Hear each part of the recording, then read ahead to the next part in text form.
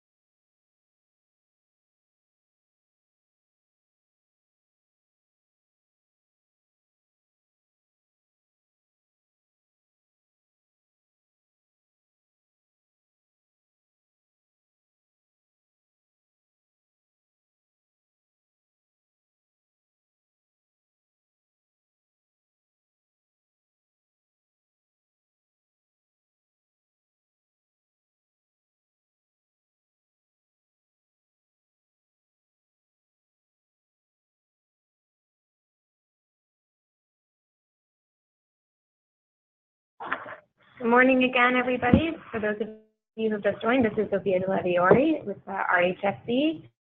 Thank you so much for joining us this morning, and we're going to get started in just about 2 minutes. I know we have some people on the webinar platform and others joining us on the YouTube stream, and we'll be monitoring both platforms.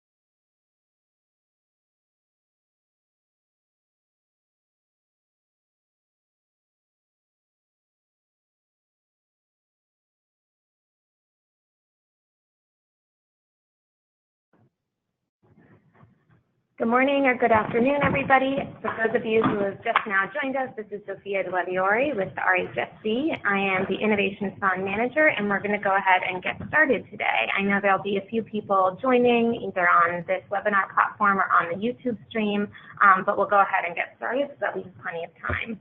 So I'm going to start with a brief overview of the application process, and then I'll turn it over to our Director, John Skibiak, who will give us an overview of how to use the Innovation Fund to solve challenges through a supplies lens. So the Innovation Fund itself is the Coalition's flagship initiative for inspiring and financing new activities that further the Coalition's strategic goals and those of its implementing mechanisms. It was established in 2008, and since then it has granted more than $5 million in 56 small awards and has leveraged more than $19.5 million. To learn more about the fund and the history and previous projects, you can also find more information on the Innovation Fund website. And when we circulate a recording of this webinar, we'll also link to that webpage so you can take a look there. So I'll now just walk through the steps of the application process, which will officially kick off with the June 1st launch, at which time we will share the official guidelines for this round, which will have more details about the process and the thematic focuses of this round. So the first step in the Innovation Fund application process is idea generation and clarification. So within the different implementing mechanisms, the idea is that all members involved in these implementing mechanisms are discussing the ideas central to supporting the work of the implementing mechanisms. Innovation Fund projects are designed to support the priorities and objectives of our implementing mechanisms. So the idea generation and clarification process can take place through discussing on teleconferences. I know most of our implementing mechanisms have already scheduled teleconferences following this webinar to make sure that they have the chance to voice ideas and collaborate with other members. It may be through circulating ideas on the listserv. Most of you should know how to reach out to your chair or secretariat lead if you want to share an idea, or you can send something through the listserv yourself, or meeting in small groups to discuss collaborative projects, because we do have the option to apply jointly. So that's what this looks like, and it's been exciting to already see groups starting to do this in most of the implementing mechanisms and going forward in the next few weeks. And we really encourage all members to solicit secretariat lead and chair input early on. If you have a project idea that you're not sure about, please feel free to reach out. We are a resource for that. So this is all in preparation for the next step, which is concept note submission. So once you have an idea identified, hopefully you've gotten implementing mechanism buy-in, you've run the idea by other key members, maybe you've talked about this with your chair or secretariat lead, then we invite you to submit a concept note. So all members who are active members of the implementing mechanism and of our membership organizations of the coalition are eligible to submit concept notes, which are very basic 250-word concept notes on their project ideas. And those concept notes will be submitted to the chair of your implementing mechanism and the secretariat lead. The next step is the concept notes will be selected. So the chairs will select a maximum of 2, in most cases, concept notes per implementing mechanism to be developed into full proposals, which will then be shared with the review committee. Proposal development after that should involve the chairs and secretariat leads throughout the process. So hopefully by the time you get to the concept note phase, you've already run this by the community and this isn't a brand new idea to your chair and secretariat lead. After full proposals are developed, they're forwarded on to the Innovation Fund Review Committee, which uses a review sheet which is shared with the applicants in advance to determine which projects to award. The committee applies the review sheet criteria to rank the proposals, and as many projects are awarded as can be supported with the amount of funding dedicated per round, typically between $400,000 and $500,000 each round. And this is just a timeline for this particular round. So as I mentioned, we'll launch on June 1st. That's the official launch, but we've been mentioning this upcoming round since, I believe, early March. And by doing this webinar a couple weeks in advance, we're hoping to give plenty of time for idea development. So between now and June 15th, when the concept notes are due, that's when these ideas are going to be in development. The chairs and secretariat lead will then review the concept notes and notify members by June 29th which concept notes have been selected to be developed into a full proposal. Those proposals will be developed, and those are about 5 pages, the standard budget template and the 5 pages of narrative. Those proposals are due to the chairs and the secretariat lead on July 23rd, after which we still have some buffer time to go back and forth, and that's when proposals, if necessary, will be translated as well before being shared with the review committee of the Innovation Fund. And then we anticipate that with the review process, we will have notifications out sometime in September. So that's a quick overview. Again, you can learn more when the guidelines come out. There'll be further details on the actual specifics of the process and of the awards. And I think that's enough to get us started, and I'll turn it over to our director, John Skibiak. Thank you, Sophia.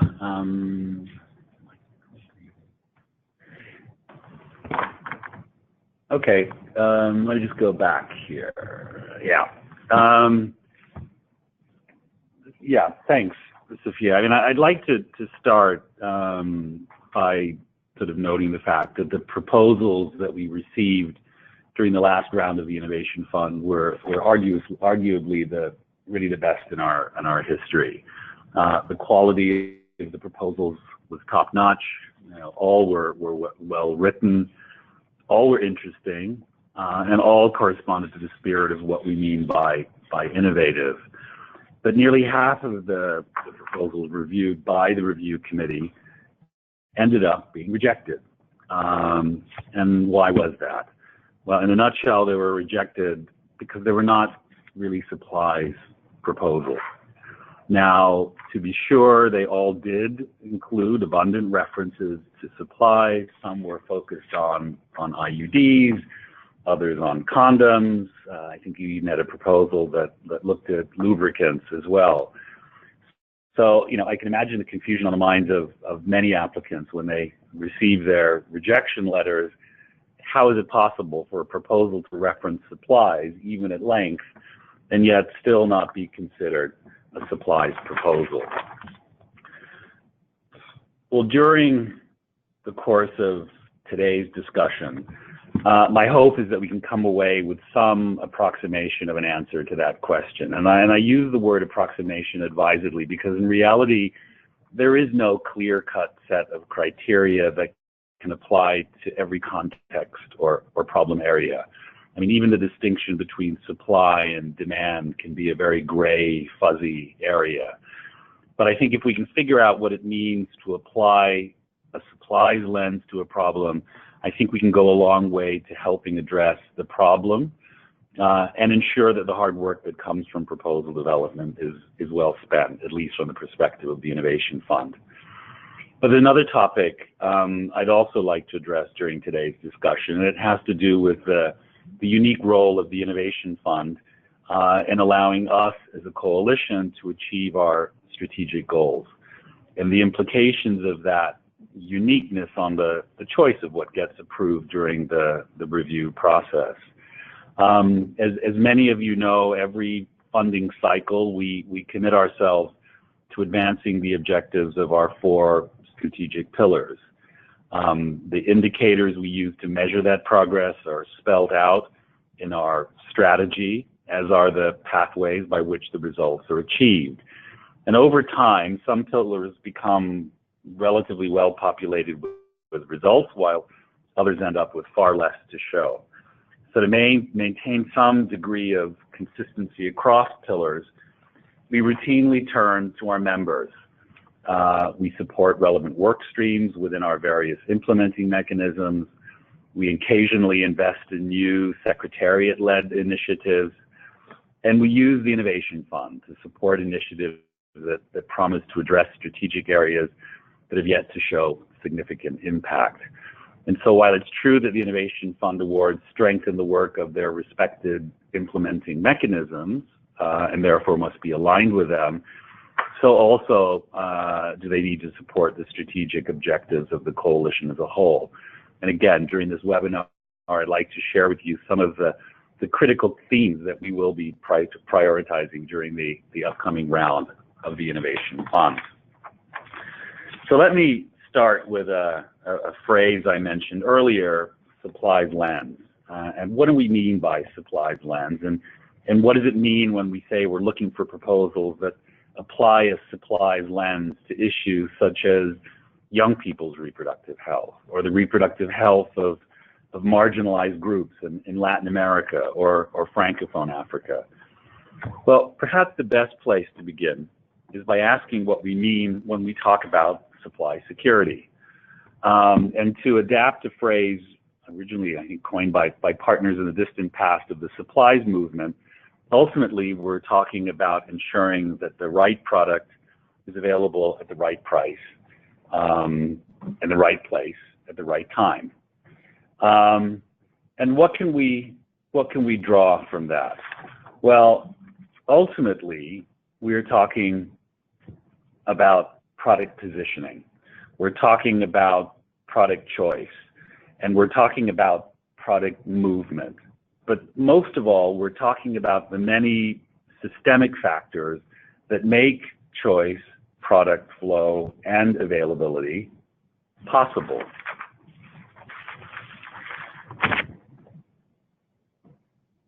So let me start with a phrase I mentioned earlier on, the supplies lens. What do we mean by supplies lens, and what does it mean when we say we're looking for proposals that apply a supplies lens to these various issues? What we're not talking about, what we're not talking about is how effectively a provider is delivering a product. We're not talking about how the product is being used or whether it meets users' needs. In short, we're not really dealing with the interface between the user and the product. Rather, we're dealing with the interface between the product and the entire system through which the product passes from manufacturer to the last mile. We're talking about policies that govern what procurers buy. We're talking about markets that determine product affordability. We're talking about product awareness that determines whether something even gets on procurers' radar screens. Now, for many implementing mechanisms within the RHSC, this connection between a product and wider systemic factors is built into the DNA of the implementing mechanism itself. The Market Development Approaches Working Group, for example, focuses on market development, and the populations likely to benefit from its work are in effect the consequence of poor market development. The same is true with the System Strengthening Working Group, whose focus has historically been on ensuring greater visibility into product flows and greater alignment among the actors in the supply chain. And even a Nerd Caucus, which was created to address barriers confronting reproductive health products, not sort of typically or adequately addressed in the sort of ongoing supply security discourse, at least in the years when it was established, shies away from the single method discussions that are characteristic of groups such as the International Consortium on Emergency Contraception or Universal Access to the Female Condom. Instead, they focus on the systemic barriers that cross-cut all such methods. So, as I reflect on the proposals in the last round of the Innovation Fund, my sense is that those who struggle the most to grapple with what I call the supplies lens are the groups built around the reproductive health needs. Are the groups that are built around the reproductive health needs of key population segments. In other words, that take people as their starting point, whether that's Francophone speakers or Spanish speakers or young people or potentially victims of humanitarian crises. And that's perfectly normal. I mean, after all, what gave rise to these groups in the first place was an interest by their members in the plight of those who make up these sectors of the global population. The problem is that, in the search to address the barriers facing these populations, we often conflate our interest in the group with the coalition's own strategic goals. In other words, a group may be singled out by the coalition's strategy as a potential beneficiary of pathways to address economic inequality. But for those with an overriding interest in that group, it's often assumed that whatever it takes to address the group's problems is therefore within the scope of the coalition's strategy. And the fact of the matter is that that's not necessarily the case.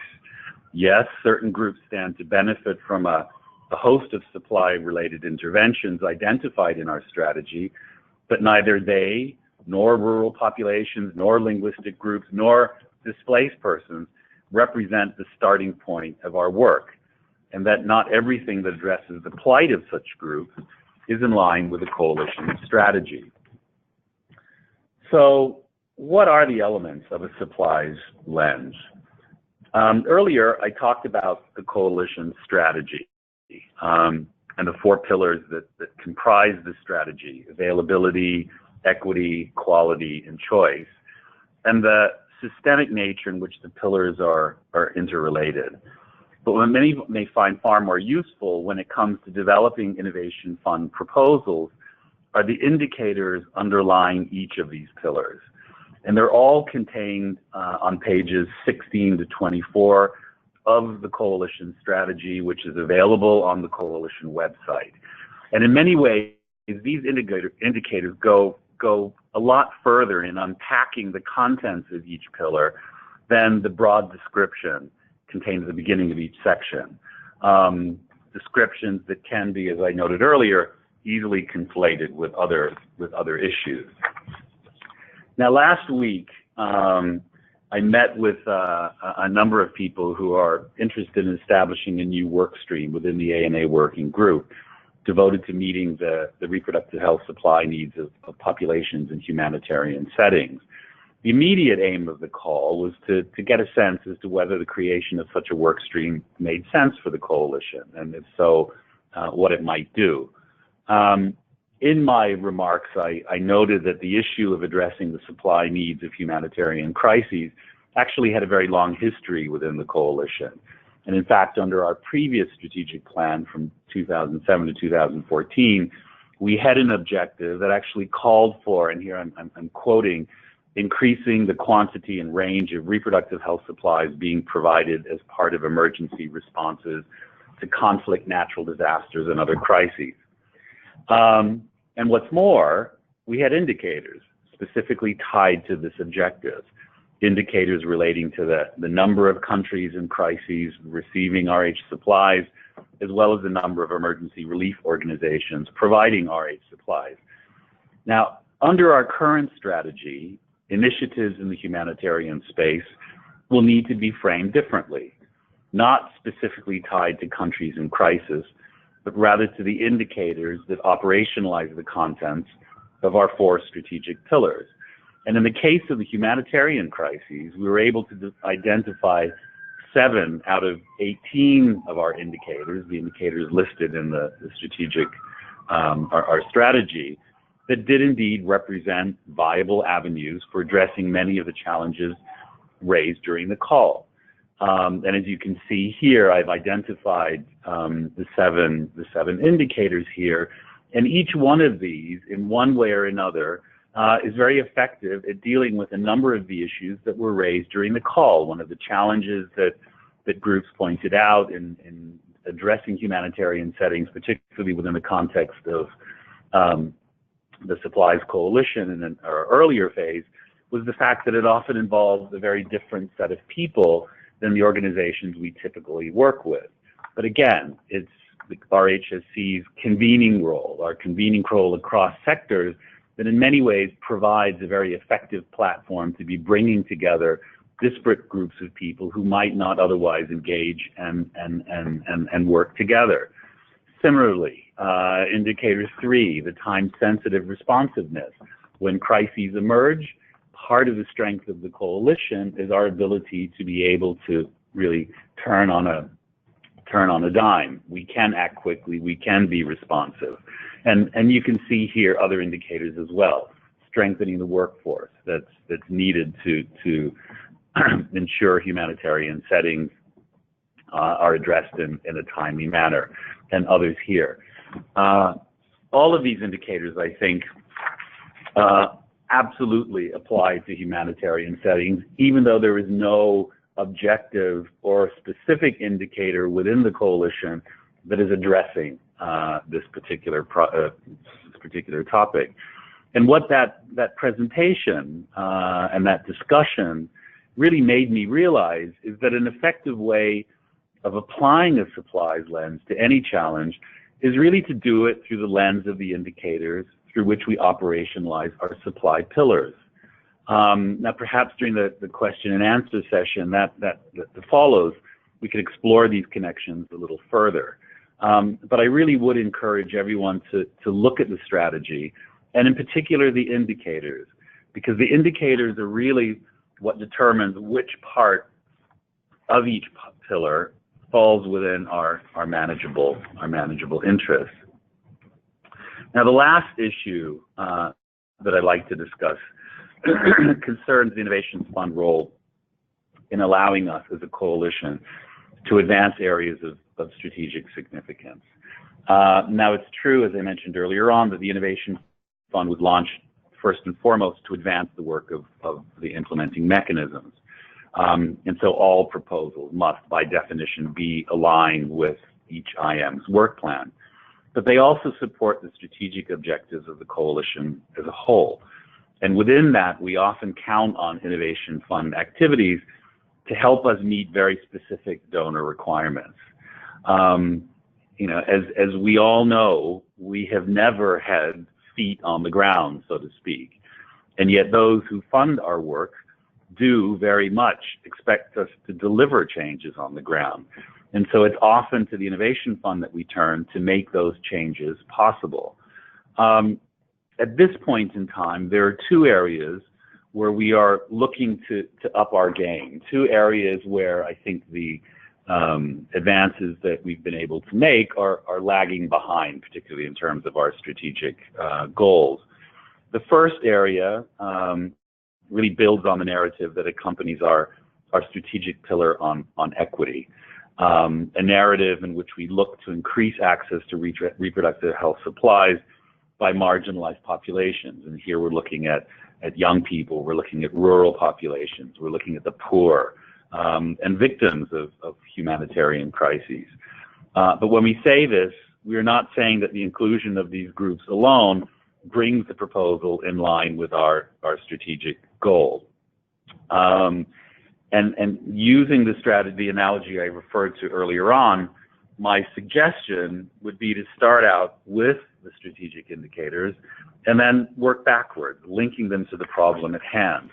And in this case, I can see here, at least, there are no fewer than maybe 5 sets of activities, each an indicator of change that offers considerable promise in broadening greater product access by marginal populations. And they include here, for example, total market, financing, and other interventions that further equitable access. They also include instances of new procurement, of new regulatory approval of products that meet the needs of groups who otherwise didn't have access to them, or changes in national policy. They also include initiatives that map inequities and that expand the body of knowledge on how best to overcome those inequities. And the other priority this round really arises from a new grant we received earlier this year from the Packard Foundation that seeks to overcome supply barriers to safe abortion and the reproductive health needs of young people. Rather than sort of ring fencing these new funds into a round of their own, we chose to include them within this round, which means more opportunities for those interested in this space. But also, it means more pressure on us to begin spending the funds that we now have. So this round of the Innovation Fund, we will be encouraging proposals that address safe abortion supplies challenges, that target the reproductive health supply needs of adolescents and youth populations, and or that address the intersection of young people and safe abortion supplies. So I'd like to really end my comments there, and would be happy to entertain any questions that people may have. I'm glad I have Sophia sitting next to me here, who is certainly knowledgeable and an expert on many areas of the Innovation Fund, who I can turn to should I find that I can't answer the question. So thanks very much. Thank you, John. So I'd encourage people now, there's a questions feature on the webinar platform, and you can write it in through there, or I know there's a few people on the YouTube stream and we're monitoring that as well. So we'll give it a minute or two for people to send in questions if you have any.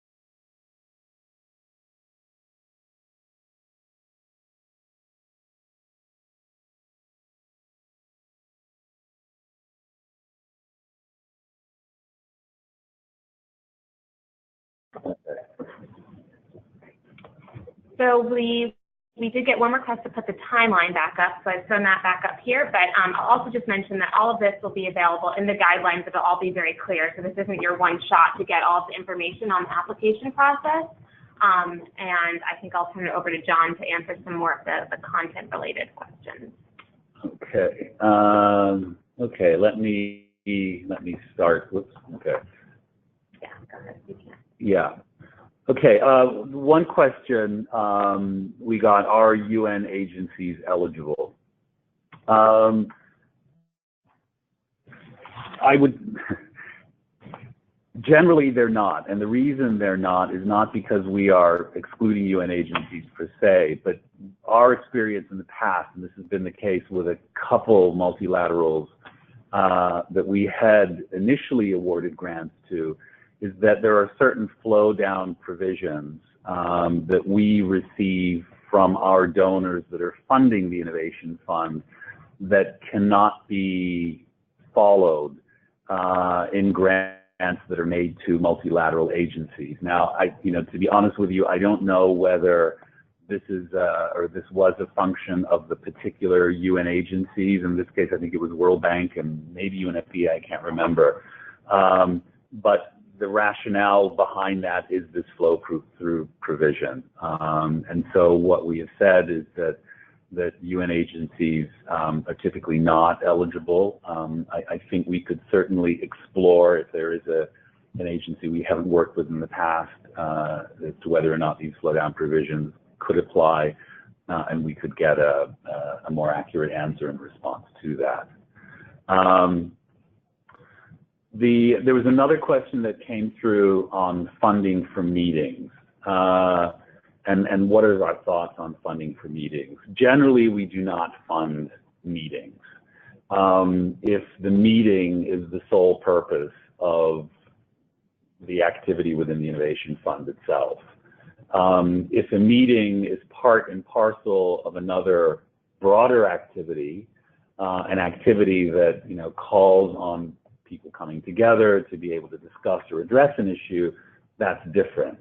But applications to fund just a meeting or a gathering of people are usually not accepted. So it really needs to be part of a larger agenda.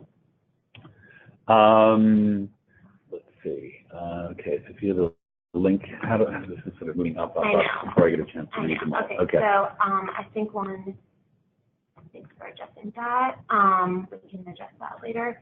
So I think people are asking about, there's a couple questions about are for-profit organizations available, and then also asking about will proposals from the commercial sector be accepted, for example, manufacturers. Okay. Yeah. Okay, there's also some here. Is there a link for 28 grant information, number and amount of awards, timeline? I mean, that information is on our website right now, so anyone who goes to the website can see all of what was discussed by Sophia and the that will be timeline. Yeah. Okay. Yeah. So June 1st, that will all be available, but this webinar will be circulated soon. Yeah. There's another question here on feedback of previous applications. I mean, we certainly will correspond with anyone who has submitted a previous application that did not get awarded. We don't sort of provide detailed explanations of why other than what was in the letter, but we're happy to certainly discuss with those who have submitted and to discuss the theme, the issue and the content of the proposal itself. Proposals from the commercial sector are accepted. Absolutely. Question, are youth-led organizations that are basically growing up eligible? I assume that means sort of that are still getting off their feet. Yeah. I mean, any organization that is a member of the coalition is eligible to receive an Innovation Fund award. To be a member of the coalition, all organizations need to have submitted proof of the registration status, that they are a legal entity, And so if they're good enough to be in the coalition and a member of the coalition, they're good enough to be eligible for an Innovation Fund award. Let's see, is it possible for an NGO apply grants, or must we collaborate with other organizations? No. And most, I would probably even venture to say most of the awards to date have been issued to NGOs. It's not absolutely necessary to partner with an international organization. To what extent is access to mental supplies and education as an entry point to SRH and demand generation for supplies later in life aligned with the coalition supply? Generally, that is an area that I would put on the other side of the divide between demand and supply. We don't, within the strategy, really look at demand creation as really within our remit. We don't look at service delivery as such as being within our remit. Our focus really is in ensuring that the supplies reach those who provide the services. Let's see. Are there any focus countries that receive additional consideration? No. Wants to collaborate with another. So I'll read the questions. Okay, yeah. So people can hear them. Yeah. So then there's a question on what if an organization has received funding once and wants to collaborate with another member organization, would it be eligible to do so? Yes, absolutely. Yes, absolutely. Yeah. And clarifying that UN agencies are not typically eligible for this grant. Somebody wanted to confirm that. Right, I can confirm that, but again, the rationale behind that is not because we are looking to penalize UN agencies. It's simply because of these flow down provisions. So I'm more than happy to have a discussion on that. If we can get around that, we'd be more than happy to support UN agencies. Somebody asked, are organizations only able to apply for Innovation Fund awards within the implementing mechanism to which they belong? Yes. Yes.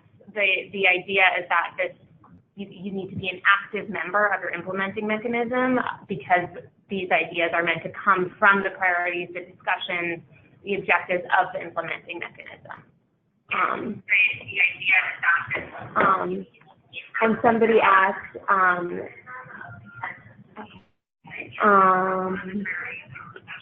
where do I find information about what's being considered and funded in the past?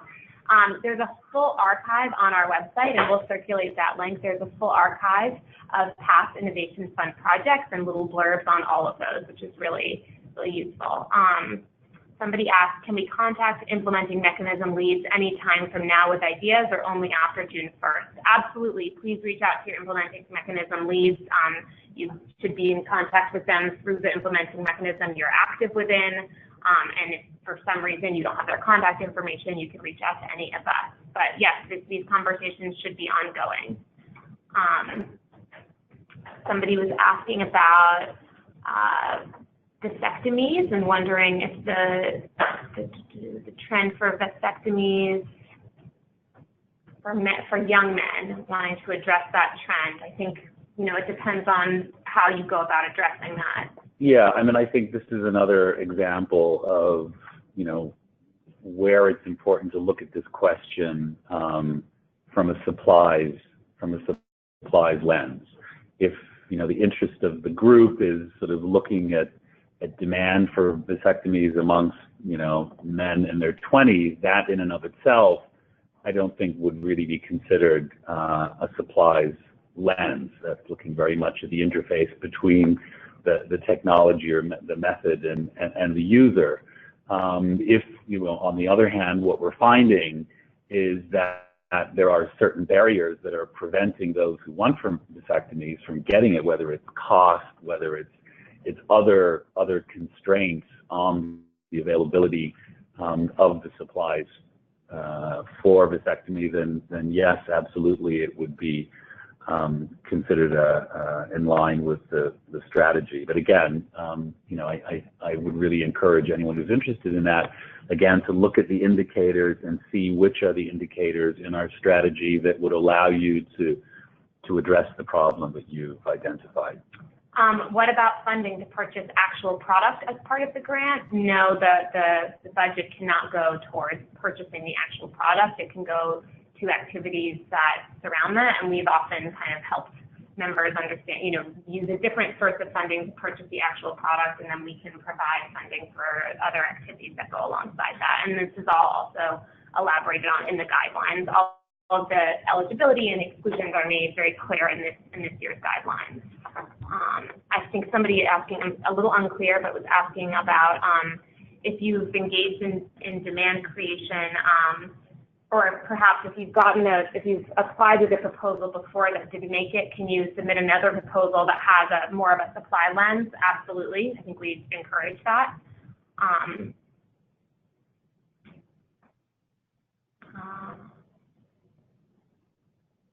Which is indicator 6. The indicator 6, workforce strengthening. What is the supplies lens in this indicator? If you look at our strategic plan under the pillar of availability, we have at least 3 pathways to availability, and one of those pathways is ensuring that we have a skilled, trained workforce, skilled, trained procurement agents who are able to ensure that the supplies are being procured effectively, that they are entering the system, and so it's very much a supplies lens. This is really looking at, when we talk about workforce or workforce strengthening, we're really looking at those who manage supply chains. Keep in mind that the People That Deliver initiative was actually a creation of the System Strengthening Working Group, and People That Deliver is all about strengthening the workforce and supply chain.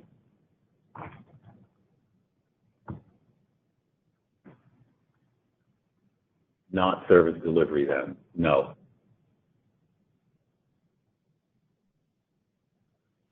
I'm new and okay, and I'm new and I don't understand the way the chairs and the secretariats work. Maybe Sophia, you can. I can provide a quick overview, yeah. But I think it can be the whole coalition structure can take some getting used to. So please definitely reach out. But essentially, all of our implementing mechanisms have a secretariat staff member. That's somebody on the actual staff of the coalition. And we have technical leads on board. And we also then have an external lead of every single implementing mechanism who is from one of our member organizations, and they are elected. So we go through an election process in which candidates apply to be the lead of one of these implementing mechanisms. And are elected democratically from members within that implementing mechanism. And then the chair provides really valuable technical oversight alongside with the secretariat lead, and the secretariat lead works in partnership with the chair to help guide the implementing mechanism, formulate a work plan as necessary, solidify priorities, keep things moving, do the follow-up, the footwork together. So that's sort of a very quick overview on how the chairs and the secretariat leads work to guide an implementing mechanism. Obviously, these are key players in terms of innovation fund proposal development. We have we are great knowledge of what the coalition is looking for, some broader oversight into the general RH supplies community that can help guide an innovation fund proposal, and that's why the chairs and secretariat leads play such an integral role in the actual selection process as well. And we've been asked to mention what it means, the importance of being an active member of an implementing mechanism. And I think that's a really good point. We do stipulate in the application criteria that you be an active member of the working group. This means that you are actively participating in the ongoing activities of an implementing mechanism, not just when there's an innovation fund round happening. So your organization is a member of the coalition, but you're also actively participating as a group of individuals or as individuals in the activities of the implementing mechanism that may look like sharing things on the listserv or joining teleconferences regularly, but you should be well-versed in what the priorities of that implementing mechanism are to best create a proposal which is going to reflect those priorities and have the highest likelihood of being funded. And I think that's one element that really is sort of important to point out, this sort of ongoing relationship between members and their working groups. I mean, the idea behind the Innovation Fund is that it's really supporting the priorities of working groups or implementing mechanisms and the coalition as a whole. It's not designed to be a small grants fund to fund activities that organizations might be interested in doing anyway on their own. And if you look at really the successful proposals over the last several years, they are proposals that have been part and parcel of the dialogue and the narrative taking place within the working group. So when someone comes up with a new idea out of the blue, it may be an interesting idea and it may be fundable, but typically those proposals that do the best are proposals that are really answering questions that are on the agenda of different working groups. So, I would encourage everyone, don't just, look at Innovation Fund as something that starts on December 1st or June 1st or whatever. Look at it as a long-term process that funding can be made available for. And the other thing I think is also important to point out is that whereas, we do have these sort of periodic rounds for the Innovation Fund, just as we're having right now, if there are time-sensitive issues that organizations within the implementing mechanisms need funding to move or advance, there is also a mechanism within the Innovation Fund to apply for what we call ad hoc grants. And this is sort of handled separately, but that's eligible, that's open to any organization that needs funding immediately. Obviously, the application process is a little bit different, and there's, the obligation is on the applicant to explain why the money is needed now rather than during the regular round. But that's certainly an opportunity that exists as well.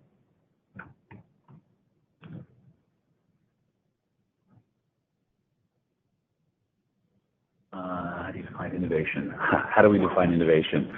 I think the innovation, there is on the website a description of innovation. I mean, at one level, when we talk about innovation, we are talking about new ideas, but innovation can also be ideas applied in new context. It doesn't have to mean it doesn't have to mean themes that are just coming up for the very first time. I think, to be honest, I think the nomenclature of innovation in Innovation Fund has tended to be more a ball and chain, I think, than anything else. I can't remember really any proposal ever having been excluded because it wasn't considered innovative. I think it really is a misnomer. I mean, we have looked at the concept of innovation in a very broad way. So yeah. And one of our chairs actually chimed in, and just in terms of thinking about what it means to be an active member of the working group or a caucus or implementing mechanism, suggested that a good point for proposal writing is to think about how you can shape the activity in such a way that you engage the membership of the working group or implementing mechanism. For example, engaging an expert advisory committee. So often, a proposal will draw upon the expertise of the community of practice that you're participating in. And there's also, somebody just wrote in to actually quote the definition of innovation that we include in the write-up, that it's we define that broadly to include any promising new idea with the potential to bring about positive change. It doesn't mean a radical departure from previous practice, but could include new approaches to existing processes. Innovation also can apply to systems or processes and the generation of new knowledge. Finally, innovation extends to applying an existing strategy in a new context for the first time, thereby shedding light on how best to replicate and scale up new approaches at country level. How much is publicity or marketing valued as a driver of positive change? I mean, certainly a lot of the work that we have done when look at some of the marketing analyses and marketing work that's taking place in the case of menstrual products, for example. It's certainly been an important role within the market development working group. So I would say, yeah, it is an important element of positive change.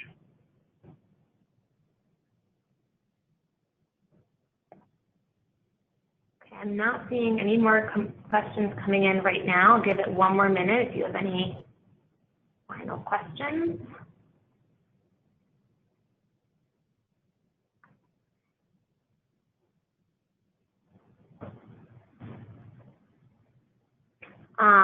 We have a question on how much are the projects. So they're capped at 200,000.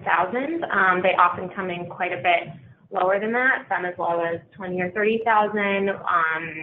Usually around, we rarely award very few that are right at that 200,000. You'll often have a better shot if you do a slightly lower budget, because obviously that means we can award more projects, which is always what we want to do, because we do get many very good proposals. So yeah, capped at 200,000 for this round, and we'll award probably somewhere around 400 to 500,000 total. So depending on how many awards and what those budgets are, we'll see how many we award.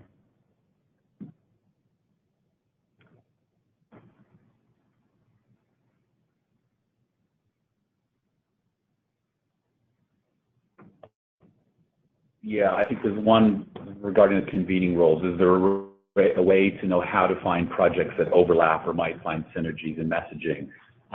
There is certainly, as we go through the review process, there is a discussion that takes place, certainly between Secretariat and chairs, to look at proposals coming in. I mean, ostensibly the reason for that is to prevent the sort of individual organizations double dipping into different working groups to try to get one to perhaps take on a proposal that others won't.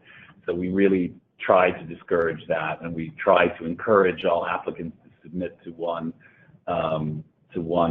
implementing mechanism itself. But because we are comparing and looking across all the applications that do come in, there is certainly an opportunity for us to see synergies, and it could very well be the case that we say to one group, get in touch with another.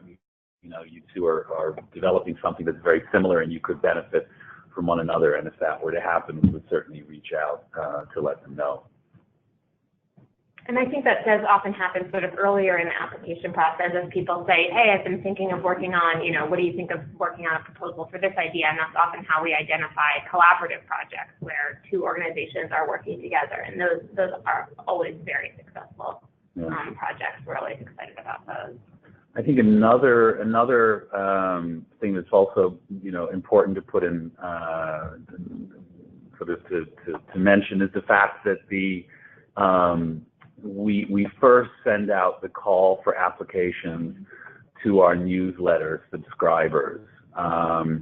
So it is important, I think, for all members to ensure that they are subscribed to the newsletter. And I might just mention this sort of as an aside, as a result of new privacy laws being put into place in Europe starting the 25th of May, we have had to reach out to all of our members to ensure that they re-inscribe themselves on the newsletter mailing list. This is one area where it's no longer you have to opt out in order to be dropped off the list. Everyone now needs to opt in. So, I would encourage anyone on this call who in the past has received newsletters and maybe have not noticed the email that went out, to ensure that you remain registered to receive the newsletter. Otherwise, we have no choice but to drop you from the list.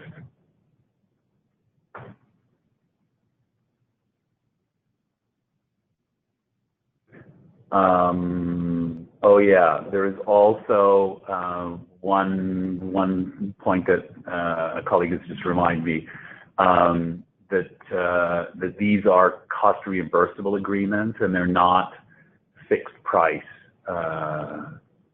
agreements. So I think that's important for those who this is of concern to. Yeah. Okay. All right, and before, yes, as we're wrapping up here, I don't think we have any more questions coming in. I'll just remind everybody that many implementing mechanisms have teleconferences coming up. I strongly encourage you to join those, to voice your ideas. Secretariat leads and chairs are excited about ideas that have community buy-in. If you don't know when that phone call might be, or you think it hasn't been scheduled, please feel free to reach out to me or your chair or lead. And I think that's a really great way to get started on a successful concept note that has the potential to be developed into a successful proposal. All right, everybody, I think that's all. Please feel free to follow up and reach out if you have any other questions. This webinar has been recorded and it will be shared. There will also be similar webinars conducted in both French and Spanish, or at least this information will be shared in both languages in the next couple of weeks in preparation for the launch. Thank you, everybody, for joining us and for your thoughtful questions, and we look forward to some great proposals. Thank you.